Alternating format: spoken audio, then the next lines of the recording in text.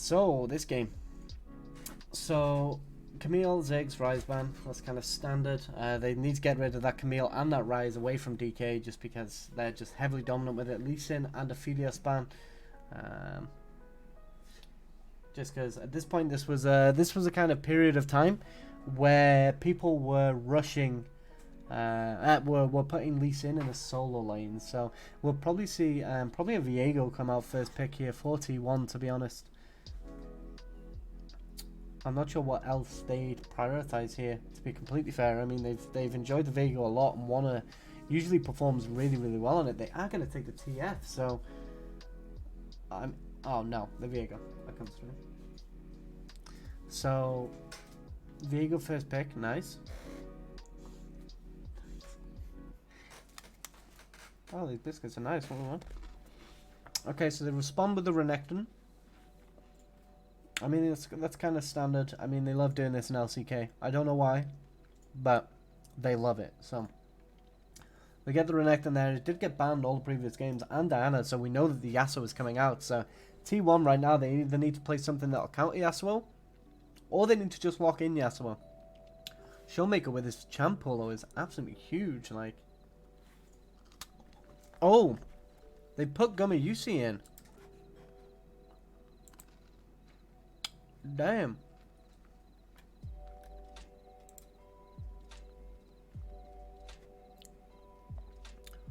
Okay.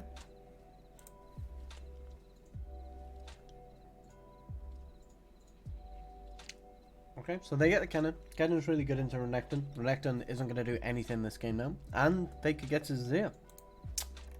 Amazing. Faker on Azir is definitely something worth seeing. Now, Gamer Sensei, in my opinion, is insanely talented. Insane. But I don't know why they've subbed him out. I think Teddy had the game, like an insane game last one. Maybe he's too tilted. I wouldn't blame him. Teddy played so well last game. The casting again. Okay. So the casting kind of works here like a Corki would. So the same kind of meta where we had the kind of like Azir Corki. What Azir is really good at is pushing the wave in. And what Corki wants to do is just farm up until it's like 2, 3 items, 4 items even. So we end up in this kind of position where, because Corki doesn't get that big of a spike off his first mythic, he's very happy being pushed in over and over and over in order to farm up. Now, Kassadin is the same as well, since you are looking for that kind of level 11 spike. I mean, you can reduce that to level 6 with Electrocute, but Electrocute isn't really something that you get away with in Kassadin in a competitive environment, especially at kind of this level of play. So Faker's just looking to kind of push him in constantly, and then he's just going to claim the wave safely under his tower. Now, Faker does also have the option, though, that he can poke him very heavily under his tower. So as long as he has vision control, then this could still be pretty rough for Kassadin. But if he doesn't do anything early on this Azir, then Kassadin is going to pop off. Now, one of the advantage Azir does have, though, is the fact that he can clear objectives ridiculously fast. So we have a Kalista here. They're probably going to go with something like, I mean, Ashe is banned. Braum is still available. Leona is still available. Gamer Sensei, I can't remember what his champ pool is, but they do have. Okay, Aphelios is banned. He used to be incredibly good on Aphelios. I remember seeing his Aphelios and thinking, wow, that's nuts. Jinx is actually another pick he used to go with, actually. We do see the Braum come out. It's kind of standard. We'll get Leona on the side of DK now. I really think that T1 should have gone more so. Actually, I think this game, Braum over Leona, is the correct choice. I don't know why they're thinking so hard on it. Leona, Galio, Set. Rel. Okay, I mean, I don't like Rel as much with Kalista, because it's like if Kalista throws Rel in, then it's very obvious that she's going to do a combo, which one of the big things you look to do with Rel is her combo can be completely undodgeable if you flash Alt W, and then you'll get the kinetics from the ultimate, you'll get the knockup from the W. So I don't like it as much. I mean, it's going to work, it's still a tank, it'll still be fine, but another really big problem with Rel is once she's used her initial W, her W1, she's a lot squishier, and she's very easy to kill due to the fact that she's so slow in that situation. So maybe we see that kind of crumble a little bit. They have got a Callista and a Renekton, which means they're very, very invested into kind of this early game. So we'll kind of see what they do from that. I'm kind of curious, actually. Was Yasuo not banned? No, he wasn't banned. He preferred the Cassin over the Yasuo, which... I mean, it's fine, but if they're playing for the team fight, then... I think Yasuo would have been pretty damn good. Especially considering Yasuo is part of Showmaker's champ pool as well, so... It is definitely something that he already plays, so that's kind of good.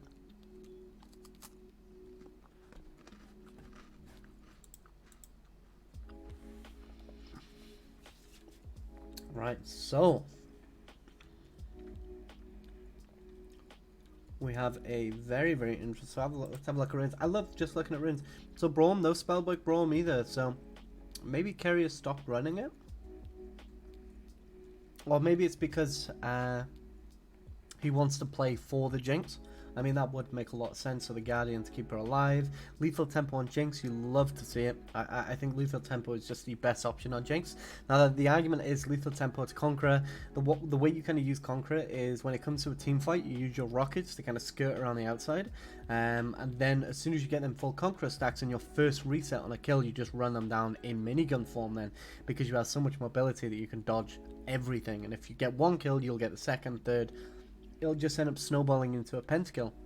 Obviously, that's going to be a little bit rough here because she has so much jumping on top of her. So it depends. I think if T1 get this game to 30 minutes, then they'll win.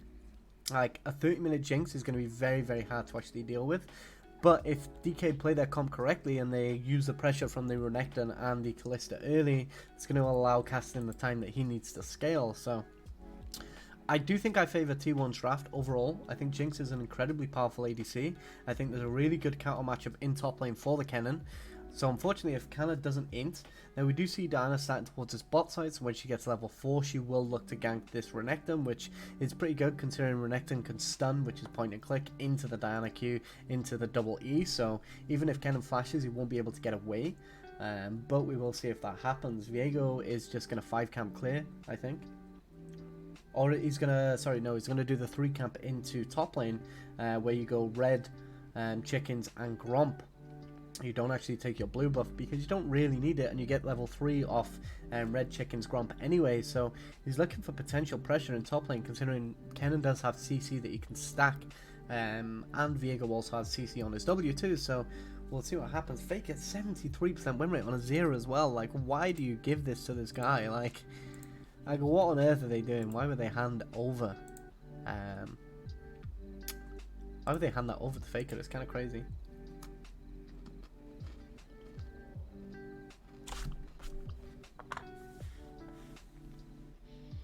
Warner with the really aggressive play onto Canyon. He's not going to get anything, but Kennen does have Prio, so he can move. I mean, it's kind of pointless. I mean, he's trying to invade Diana inside the jungle, but I mean, he could potentially steal her right away here. Kennen and Azir both have Prio. They need to start moving now, though. They need to start moving now. Okay, Diana's just giving it up. Sometimes I hate when the observers look at certain things. Like, why did we need to see bot lane there? I wanted to see the close red buff skirmish. But again, they are doing a lot in bot lane. Jinx is getting low on mana. Obviously, you use a lot of your mana for poke in the early laning phase just to get your rockets off and get them to a lower kind of amount of HP, and you will slowly get your mana back as well. She has got biscuits too, she can play around that. Rel getting an okay, like, kind of trade back, but it was still very favoured for the side of T1 in this bot lane, so I really like that they use Gamer Sensei though. Like, I think this guy's super talented, and even though Teddy is amazing, like, I don't know if it's, maybe he has problems tilting. Something I can really think of is why they put Gamer Sensei in here, considering Teddy in the first 2 games seemed like one of SKT's only hope, to be honest. So it's a little bit confusing now. Jinx is at 31 CS now, but Diana is here, so this is very, very dangerous. Okay, never mind though. So what happened here is botlane didn't engage on them early. So if botlane would have, like, especially this Rel just engaged early, that's fine. But Showmaker has to use his flash. Faker with a bit almost solo kill onto Showmaker. Now that's scary, because that means that Faker is still at the level of kind of these mid laners. Now, I don't think he's kind of one of the elite, but I do think he's extremely good still. I think the problem with Faker right now, though, is kind of if he doesn't get one of his champions that he's comfortable on, he does kind of int a little bit, to be honest. But if he's on his Azir, Ryze, Syndra, he does so much. So it's kind of like you can't ban him out because he does have quite a big champ pool. But like some of the newer picks, he's really not too comfortable on. Like we saw him play Aurelia, and it was bad. It was bad. Showmaker getting heavily punished here. Okay, so Faker just ruining Showmaker in this laning phase. He does have Doran's shield though, so Doran's shield is ridiculously busted. Like the amount of HP regen you get off that item alone is crazy, but here we can see this kind of counter matchup in top lane coming into fruition in the fact that this Renekton's trying to get on top of Kennen and he just never can. Now, this is one of the reasons why Kennen is so good, because into melees it's just very hard, but ooh, mechanical issues there from Canada. Not managing to land his E. Now obviously it's okay, it was just one time, so we're not really gonna like take a note of it, but if that happens consistently, then Kennen may be a pick that he can be abused on a kind of on a world stage, so we'll see how it goes.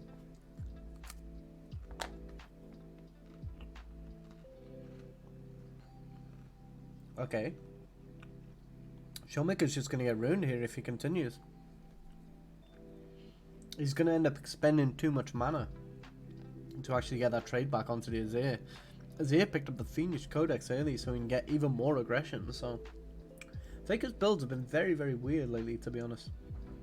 Like blasting one first over double amp, things like that. They're really, really odd. I mean, obviously we knew why he did it, but I mean, this is really good from Canyon that he's showing up around a slow push, but why did the rel reset? That's crazy. Now the thing is here, like, DK have kind of committed to kind of this scaling comp, which is completely fine when you've got Diana and Castin, but they're also going to be double AP mid jungle, so even though it doesn't really matter in a lot of situations, I think in this game it's going to matter quite a lot, especially if, although actually, but saying that, there's absolutely, if they go Merc Treads in this game, they have completely griefed. Like, this is not a Merc Treads game for anybody. So if I see a single Merc Tread for the side of T1, I'm just gonna go and cry. Like that's literally it.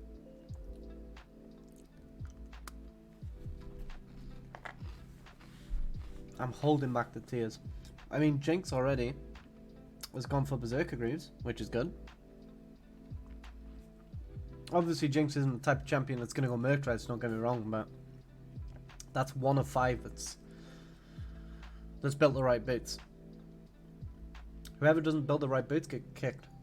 I'm going to message T1's owner personally and be like, yeah, so, about that. Faker opting to go for the mana over the Dark Seal. Not really too fond of that, considering he can actually get Showmaker in very convincing kill boxes now. So we do see wanna jump on Canyon in the kind of river, but so Kennen does actually manage to pick up Canyon's kill and get first blood. Now this is actually looking really good. The bot lane is already rotated from T1, so they're gonna get this Herald instantly now. Considering there's no smite advantage, Showmaker is actually continuously trying to fight, but the Azir shuffle doesn't matter as much into a casting since he can just realm warp away, but still, he still sent Showmaker off with his tail between his legs a little bit. It's kinda gonna be able to stop him. Oh, maybe he is. He is! Showmaker just turns around, one pops him. Nah. I mean, nah, no way. Okay, the minions killed him. Nice. Okay, so there's no way he was getting all that. And they get the Herald, so this is a very convincing early game for the side of T1, so maybe this might be the comeback. Are they going to go for the reverse sweep? Kennen picked up his soul shoes now, nice 18 magic pen. So, Faker opted for that Amp Tome. He's looking to just get his Lost Chapter as soon as possible, but again, this next blue buff will probably get donated over to him anyway, so doesn't have to worry about it too much He'd probably prioritize boots at this point, to be honest. Let's just hope they're not Merc Treads, because if they are, that's terrible. So here we can see that Wanna just used the blast gun to jump on top of Canyon instantly. Used everything on him, but it just really didn't matter. Wanna does get over, but then Kennen just comes and finishes it off very, very easily. And as we can see, both bot lanes actually rotated to the fight instantly, but Showmaker just takes too much chunk, and then Faker manages to get a really good ult on both the Renekton and the Kassadin. So using your, it's called Shifting Sands, is very important on Azir, because if you use it properly you can actually get them, and then you can also get the them if they flash too. So the flash distance is actually less than the entire kind of area that you can cover with Azir's ultimate. So it's very important that you know how to use it properly. It's one of the harder things to Azir, is getting that maximum out without messing up is kind of difficult.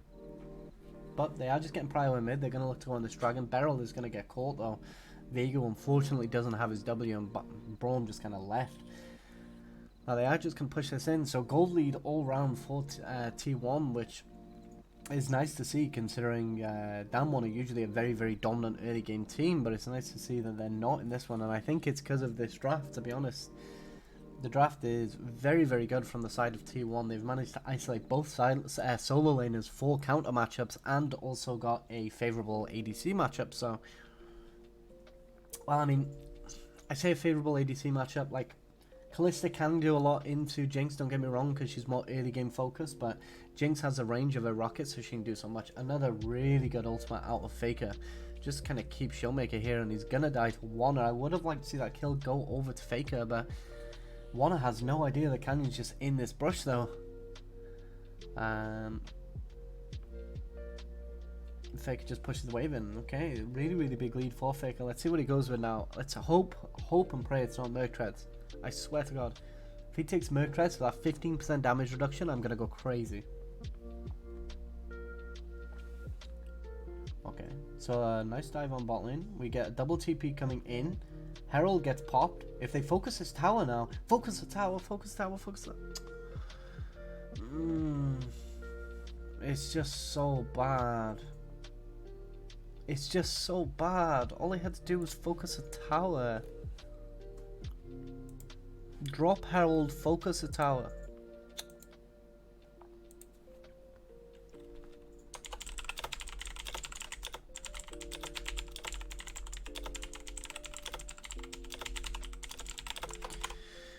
Like, T1's tower dives are just always bad. They're just always bad, and I don't get how they go that bad every single time.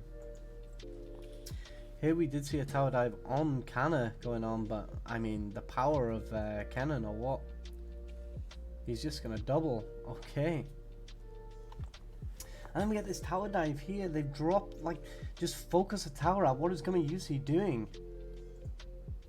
Like, just focus a tower in rockets. It doesn't matter if you drop lower mana and then you just herald. Like, all they had to do was get it to 2 plates, and then they just kill all 3 of them because they're all out in the open with no defenses. Oh man, I'm so sad. I'm tilted for them from that play, to be honest. That was terrible. Like, who is calling those shots though on those dives? Like, who is it now? I mean, we do still have full mythics for the side of T1, except for support, but that doesn't really matter too much. We have mythic spike in 3 champs in comparison to, on 4 in comparison to only 1 for the side of DK right now. So it's going pretty good, considering T1 have a very hard scaling team as well. Jinx Azir is a massive combo later on into the game, just for kind of getting as much space from the Jinx. Azir doesn't need to go for those big kind of flashy ultimates anymore. He just needs to stop him from jumping on Jinx, which him and Braum, that's what they're here for. And this is what I kind of like, because they have these 2 really, really big disengaged champions, and they have a huge area of effect with Kennen's ultimate as well. So I actually think this is T1's to win, to be fair. I think this will go to 4 or 5 games, 100%. If they don't win here, I'm going to be so sad. Like, how do they not win with this much of a draft gap? I mean, the only way they don't win is the Kassadin.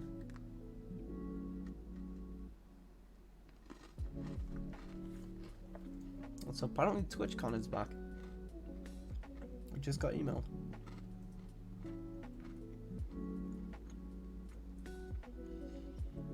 So we finally get this tower in bot. And the better thing about that as well is Jinx got solo gold for the first tower, which is huge. They do just manage skill count under his tower. Now Viego is just going to ult out, sorry, so they can't really catch him.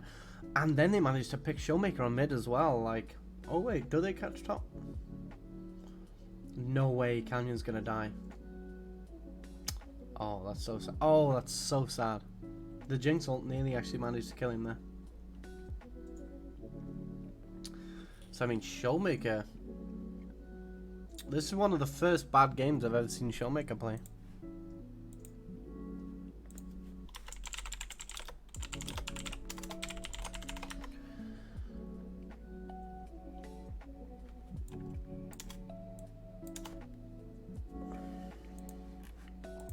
Right, so here we see a replay of this. So this is tower dive. Can just stays for no reason. Like, why are you even going to stay with that low HP? Kind of manages to get the W stun off on him, and then they just kind of go nuts. But the Viego did manage to get Renekton, so he double E's and then flash ults out. So he's safe. But then, oh, Canyon manages to jump in with the ultimate into the Rel E, which is huge. I mean, he nearly dies there, but the Ignite does actually kill him. Actually, I think that was Red Smite. So the Jinx ult did actually hit, but it didn't actually do anything. And Showmaker, like, why are you walking up at this point? Like, just give this tier 1. It really doesn't matter. Like, it's going to be hard for you to farm at tier 2, but your team are getting stuff elsewhere. So they're still playing very heavily for themselves now. They do manage to get a dragon here. Again, the fact that Cloud Spawn means that it's a good soul, which is Mountain. Now, this is probably the best soul for T1 because it gives them so much resistances that they're not going to be able to die to these kind of bursty champions on the side of DK. So that's probably the best dragon, and because they did actually give that cloud away, they could potentially get 3 mountain dragons, which is going to come to what, 18% additional armor and magic resist. So these rotations are really, really good from them as well. Braum ult just to kind of keep them away from the tower. And they're just going to get it. It's nice 6. Oh my god. Faker, playmaker. What the hell? What an amazing Azirl. Just pins him against the wall and just allows him to go nuts. And the thing is with Jinx, wait, they actually end here. The thing is with Jinx is she gets excited of everything. So, oh no, they're just going to go into mid lane and double in here. But I mean, it's a safer play, to be honest. Get the other in here, please. Okay, nice. Okay, Azir using his his Sand Soldiers to just kind of zone them away, which is good to see. There is a TP flank coming in the back from Kassadin though, who does have his Everfrost, but it's a complete waste, I think.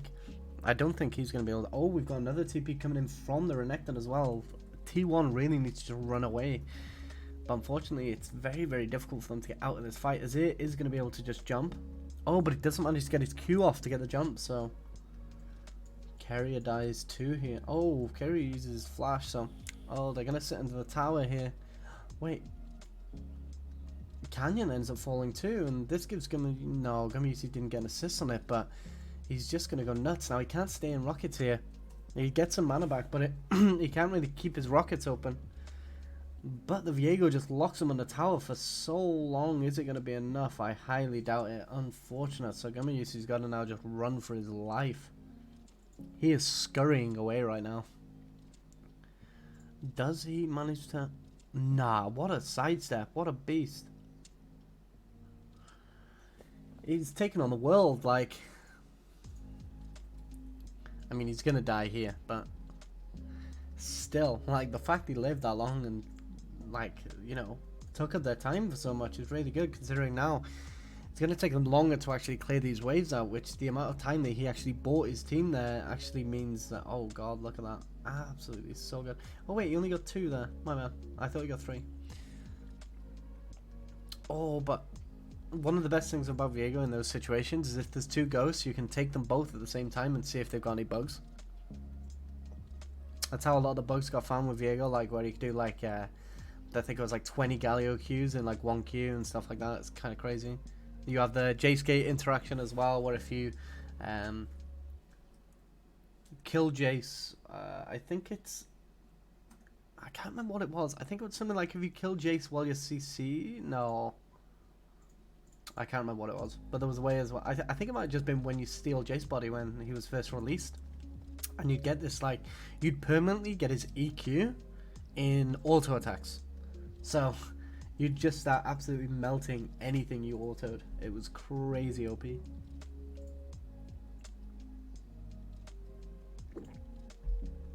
So T1 just instantly rushing the Baron. They do have this Jinx, so it's still a 50-50. They're going to back out around 2k, but the problem is now they've already had their resistances reduced. So now they're just gifting the Baron over. Oh god. Terrible decision making out the side of T1, but it doesn't even matter because Jinx has just got a reset, so it really doesn't matter. Jinx is just way too big in this game. The nature of their comp just means that it's very difficult for DK to do anything. They got countered in both solo lanes, and Jinx manages to get the kill. And Kenna's just there with the TP to end. So this was one hell of a game. T1 really came back. So are they going to reverse sweep? Who knows? I think the Jinx, like Gamer Sensei, played out of his mind. I think DK probably just win the next one, to be honest. But let's put down their champs. So for the side of T1, we had Kennen, Viego, Azir. Let me close the recording for YouTube before I forget again.